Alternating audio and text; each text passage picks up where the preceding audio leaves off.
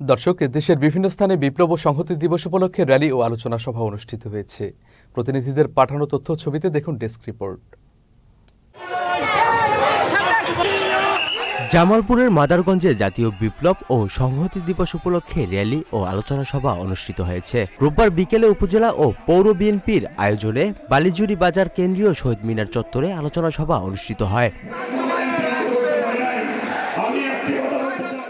বাগেরহাটের শরণখোলায় জাতীয় বিপ্লব ও সংহতি দিবস উপলক্ষে বিএনপির সমাবেশ অনুষ্ঠিত হয়েছে।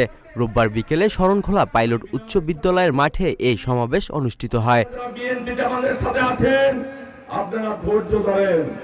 বাগেরহাটে জাতীয় বিপ্লব ও সংহতি দিবস উপলক্ষে জেলা বিএনপির উদ্যোগে আলোচনা সভা ও সাংস্কৃতিক অনুষ্ঠান হয়েছে। রোববার বিকেলে বাগেরহাট স্বাধীনতা উদ্যানে আলোচনা সভা ও সাংস্কৃতিক সন্ধ্যা অনুষ্ঠিত হয়। এর আগে জেলা ছাত্রদল, যুবদল সহ বিভিন্ন অঙ্গ সংগঠনের মিছিল নিয়ে শহরের প্রধান সড়ক প্রদক্ষিণ করে। নারায়ণগঞ্জের রূপগঞ্জে জাতীয় বিপ্লব ও সংহতি দিবস উপলক্ষে বর্ণাঢ্য শোভাযাত্রা ও পথসভা অনুষ্ঠিত হয়েছে। রোববার বিকেলে উপজেলা বিএনপি নেতাকর্মীরা রূপসী থেকে শোভাযাত্রা বের করে বিভিন্ন সড়ক প্রদক্ষিণ শেষে মুরাপাড়া মাঠের ঘাট এলাকায় শেষ হয়।